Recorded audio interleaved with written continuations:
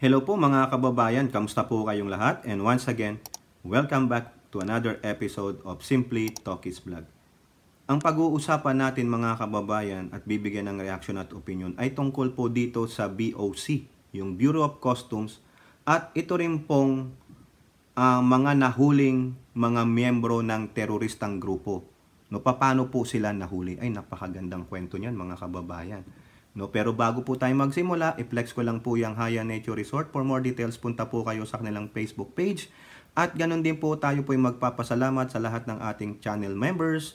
At ganun na rin po sa lahat ng ating subscribers, followers, at mga nanonood ng ating videos. May God bless you all. So unahin po natin mga kababayan, yung balita dito sa Abante, una sa balita, noong November 16. Okay, kasi po, dito sabi bigating sibuyas smuggler timbog. Ay, mabuti naman at natimbog nyo yan. Kundi, malapit na naman mag-December.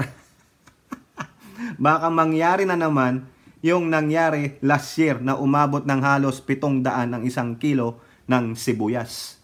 Isang pinaghihinalaan, ay, allegedly lang pala ito. Akala ko naman convicted na. Akala ko, matibay na ebidensya, pinaghihinalaan pa lang pala. O baka naman suspect pa lang. Kasi naman ikaw, Toki, sobra ka advance mag-isip. Hindi pa nakukorte kaya wala pang conviction. lahat yan, innocent until proven guilty in the court of law. Ah, ganun ba? Ayan pala eh. Ulitin natin. Isang pinaghihinalaang bigating smuggler ng sibuyas nabulol na. Ang inaresto noong Miyerkules ng umaga ayon kay Senator Cynthia Villar sa deliberasyon ng Senado sa panukalang budget ng Department of Agriculture. Ay, agriculture! Sabagay, kasama di ba yata ang customs dyan? Correct me if I'm wrong. Sabi ni Villar, ang naaresto ng Anti-Smuggling Task Force ng DA ay nagngangalang Jason De Rojas Taculong. Abay, ang galing naman. Ha? Ang galing siguro ng task force nitong DA ngayon. Kasi bakit? Nawalan sila ng intelligence budget. Tinanggalan sila. Di ba? Ay, Jason De Rojas Taculong. Ay, baka ito. Isa na naman itong pawn ng mga totoong smuggler. Ng mga, chekwa. Buti nga, hindi last name nito, hindi Inchik eh. Ano ba tong si Taculong? Mukhang makukulong ka. Tanggalin mo na lang yung ta sa last name mo. Jason De Rojas Kulong. Hindi. Yung last name nito, ang tawag, di ba, Tita Kulong, di ba? Tanggalin mo na yung T. Ta Kulong. Ta Kulong si Jason. Ay, pasensya naman po. Na nasa likod umano ng illegal na importasyon ng 30 container ng sibuyas. Puta, anong gagawin mo sa 30? 30 container? Ako, correct me if I'm wrong. Di ba yung mga container niya ang lalaki? Ibig sabihin yung 30 na yung punong-puno ng sibuyas. Saan galing yung sibuyas? Ano ka ba, Bombay? Puta! Amoy sibuyas. Ano yun? Gagawa ka ng bahay sa sibuyas? Pucha. Yun yung amoy Bombay doon. Sasabihin. Pucha. Baho nang hininga mo yan. Puro sibuyas. Pucha. Siguro panayak-iyak nito ngayon, no? Bakit ka umiiyak? Naghiwa ka ba ng sibuyas? Hindi. Makukulong ako. Tangina, 30? 30 container, mga kababayan. Quote, they said that they issued warrant of arrest to Jason De Rojas Taculong and they have arrested him this morning. So, that's good news. Ito po, it's large-scale smuggling onions daw. Ayun ang sabi ni Senadora Villar nung tanongin ni Coco Pimentel, bakit may daw, Villar? Hindi ka sure. Hindi ba sapat yung iyong intelligence report? DA pala to, DA, mga kababayan, ha? May siguro kasama dito ang Bureau of Customs, no? Sabi pa ni Villar, sasampahan din ng DA ang kaso ang isang pang-onion smuggler na may-ari ng 6 na kumpanya na ako. They are investigating daw together with Philippine Competition Commission against Leia Cruz. But this Leia Cruz has been there for a long time. When I entered there is a Leia Cruz, so I guess it's taking them a long time. Oh. Binanggit pa ni Villar na 15 kaso na ang naihain ng DA sa korte laban sa mga smuggler, subalit 5 na ang nabasura. Mga kababayan, tandaan ninyo.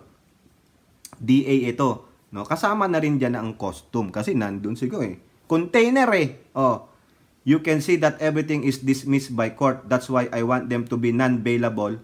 Tama naman. Para at least kung i-dismiss mo ng court, nakaranas na silang makulong. Alam mo, mayayaman sila, ayaw nilang makulong. Correct naman po si Villar, even though siya isa ring mayaman. Nag-reflect sa kanya yung sinabi niya. So therefore, ayaw niya ring makulong just in case. Ay, ano ba yan? Ito ito na. Nagsisip-sip itong BOC kay Ninong BBM ko abante pa rin, una sa balita. Marcos admin, nagigiba na agri-smuggling. BOC. Talaga naman. Biruin nyo, tingnan nyo yung larawan na yan. Anong gagawin dyan? Siguro yan, meron ng phytosanitary permit yan. Kasi nakapasok na Pamigyan nyo na ho yan. Parang yung ginawa ni Bongbong sa mga bigas. Yung kalahati niyan, yung 15 na container, pamigyan nyo na po. Para maggisa ka ng sibuyas, maglaga ka ng sibuyas, magprito ka na, mag-onion rings ka. Ang daming onion rings niya. Ay, alam ko na. Alam ko na mga kababayan. Ibenta nyo yung 1/4 sa DA. Yung 1/4, ibenta nyo ng diretso sa mga businessman. Yung mga nagluluto ng onion rings, yan. Mga nagluluto ng mga, yung bistik. Di ba? Ang dami niyan 30 container, ang dami nun Ilan ang laman niyan sa isang container? Hindi man sinabi. Ito, tuwan-tuwa si Di ba, nakaakibat yan sa DA, di ba, yung BOC? Pinuri ni Bureau of Customs Commissioner Bien Rubio ang pagkakaresto sa isang big-time onion smuggler at sinabing ang matagumpay na operasyon ay isang malaking hakbang sa kampanya ng pamahalaan laban sa agricultural smuggling. Correct. This shows the commitment of the Marcos administration to go after these big-time agricultural smugglers, bringing in these goods to the country illegally is a significant threat to our economy, to the livelihood of small farmers, and to the competitiveness of legitimate business. I hope that this latest operation will serve as a strong deterrent for galaw ng galaw to. For other smugglers not to even attempt circumventing our laws and making a mockery of them. Ayan. So, pinupuri niya lang po. Yung pagkakahuli ng isang Jason De Rojas Taculong. Ayan. Ito naman ang sabi ni Deputy Commissioner Judy Max Uy. Ito, binigyan din ni Deputy Commissioner Judy Max Uy na ang koordinasyon sa mga government agencies. Gayun din ang mabilis na aksyon ng BOC, talaga nagpapasikat ang BOC, ay naging susi sa pagkakaaresto ni Taculong. This showcase our team's unwavering commitment to bringing these perpetrators to justice and upholding the integrity of legitimate trade and importation.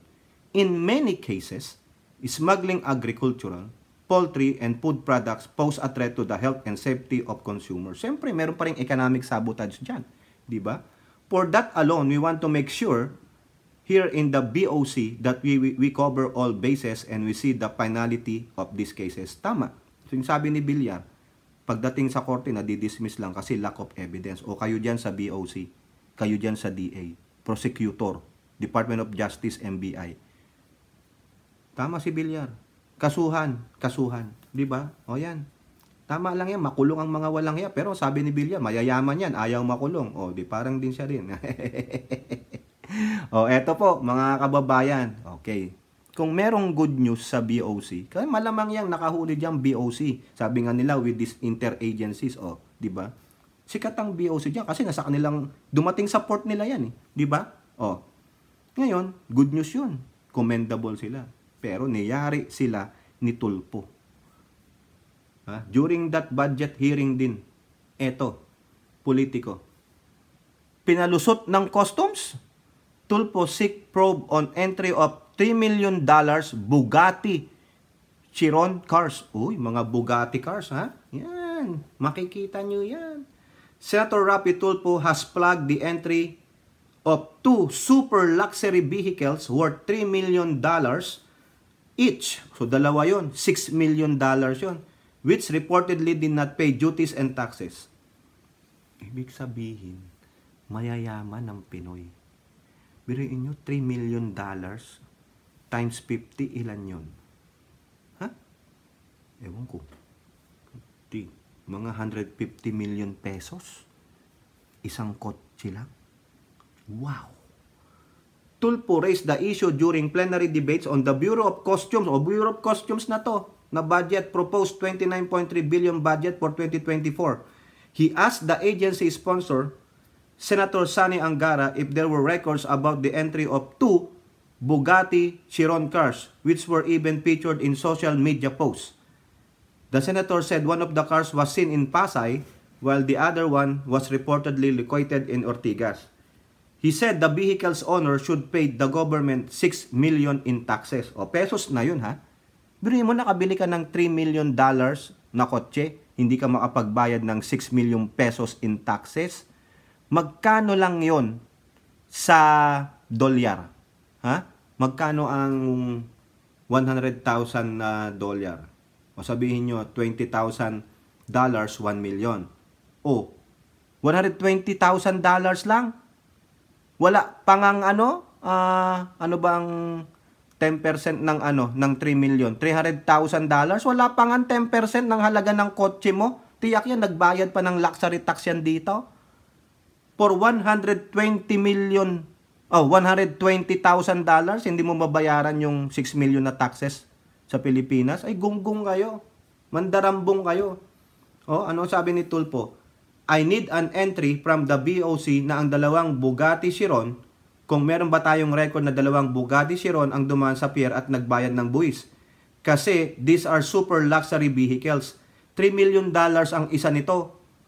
Angara, however, said there was no record from the BOC about the entry of the 2 vehicles, prompting Tulfo to remark that they must be smuggled. Ay, sayang naman ang inyong A+. Bagsak kayo sa F. Kasi bakit? Baka mas malaki yung kubra nila kaysa dun sa onion. Mahina magbigay yung onion si Takulong kaysa dito sa Bugatti. Siguro sabi, imbis na ibigay ko sa yung 6 million, palabasin mo lang na ganito, ito lang ang babayaran namin tax or libre na, pero palusutin mo. Bahala na kami sa 6 million sa'yo. Ayun, $6 million man. Ay, ito malalaman natin, Quote, ibig sabihin, ito po ay nakalusot. Either misdeclaration or swing. There is a failure of intelligence dito. Ibig sabihin, pumasok, walang record ito. Pure smuggling ito. Ayon! Sabi ko na No? Kahit na anong ganda ng mga report ninyo, nakahuli kayo ng ganito, this and that, doon, dyan, wala. Kasi lalabas at lalabas ang katotohanan na marami sa inyo sa BOC, ito ang ginagawa. Isa lang lamang itong patunay na hindi pa rin kayo nagbabago. Pabalat bunga kayo. Pasad nyo lang, may nahuli kami. Ito, agricultural smuggling. Ito, mga electronics. Pero ito, huling-huli kayo. Hindi nyo inireport. 6 million ang nawala sa kaban ng bayan. Saan napunta yung 6 million? Kung hindi man ito nagbayad ng tax, ibig sabihin, meron pa rin yan. Pinalusot ninyo Areglo yan. He said the alleged smuggling modus involved declaring the shipment of the luxury vehicles as a Toyota Tacoma pick-up truck so it will be tax exempt. Ayun, dineclare na iba. Imbis na Bugatti, naging Toyota. Ang idineclare nila sa kanilang ipinasok na luxury vehicle ay Toyota Tacoma. Kasi nga, pag pick-up truck, ito libre sa tax. Pero ang laman pala nito yung Bugatti. I don't think itong 2019 ito pumasok. Pumasok ito this year. Uy, dumaan ito sa Batangas at iniklarang Toyota Tacoma. Ayan. He said Juan Reha Gregorio, the alleged customs district collector in Batangas, should be investigated about the alleged smuggling of the super luxury vehicles. Correct. Imbestigahan nyo to. Luxury, ano to? Itong si Miss Reha Gregorio, yung sa luxury niya, yung buhay niya, yan. Ano nyo yan? Investigasyon. Gaano kalaki bahay niyan, ganyan. No? Lifestyle check, no? Pero ang tanong kay Tulfo, paano mo nalaman na itong Bugatti, o tinanong mo ba yan? Yung owner, ganito, no? Kasi sinabi niya, nakita daw sa Pasay, saka sa Ortigas eh. O, huminto ka ba? Tinanong mo yung sakay niyan. Hoy, ako si Rapi Tulfo. Paano ka nagkaroon ng Bugatti dito? Wala namang nagbebenta dito niyan. O, ano nangyari? Ganito. Siguro naggawa siya ng investigasyon niya. O, yun lang ang tanong ko kay Tulfo. Di po ba? O. Next. O, ito, magandang balita po ito kasi dalawang miyembro ng teroristang grupo nahuli sa pagmamagitan ng pag-i-smuggling. Manila Bulletin. Authorities nab 2 alleged MILF members for cigarette smuggling. Ay, naghahanap buhay ang mga loko through smuggling, ha? Ito pong sabi, elements of the Naval Forces Eastern Mindanao intercepted a fishing vessel loaded with untaxed cigarettes in Davao Occidental and arrested 2 suspects, reportedly active members of armed group, lending credence to an earlier claim that certain organized groups in Mindanao are currently behind the proliferation of cigarette smuggling in the country. Aba, sigarilyo pa ha, talaga naman. Baka gagamitin nyo yan sa bundok. Magpapainit kayo, no? Sis from MB Princess Sarah. Oh. Sarah? Si Princess Sarah, ang munting prinsesa. Within the vicinity waters of Balut Island, Sarangani Town, Davao Occidental, last November 5 were over 700 master cases of assorted smuggled cigarettes amounting to 29.4 million. Ay nako, yan. An informed source who requested anonymity claimed 2 of the 9 arrested suspects are active members of the Moro Islamic Liberation Front, identified as Raiban Abbas and Entong Abilani Jani. The source provided photos of Abbas and Jani taken from their mobile phone showing them in MILF uniforms clad with firearms. Baka naman escort po sila, escort para yung produkto may share sila. Ayon, source of their fundings. Ang tanong, sino ang nagdala niyan diyan? 'Di ba? Sino ang nagdala niyan? Ha? Nakakahiya po ito, mga kababayan, Earlier, Professor Rohan Gumaratna of the S. Harahatman School of International Studies in Singapore disclosed that various armed groups in Mindanao previously involved in the kidnap for ransom operations and other heinous crime activities are currently behind the proliferation of cigarette smuggling in the country. Ay, grabe Totoo pala ang sinasabi nila na itong mga teroristang grupo na nandiyan pa rin sa Mindanao, hindi pa rin sila mawala-wala dyan. Oy, General Browner, ang dami pala pang terorista dyan sa Mindanao, nag-i-smuggling pa, pinupunduhan nila yung kanilang grupo. Hanapin nyo po yan, tigilan na po yan, no? Yan po, mga kababayan. No? Good job sa DA, sa BOC, pero nabutasan ng BOC. No? Sana maimbestigahan yan, yung nandun, nagpapasok niyang Bugatti na yan. Ibugan nyo sa bungangan. Kayo po, comment down below and don't forget to like and share. Hope to see you on the next videos. Bye-bye. God bless.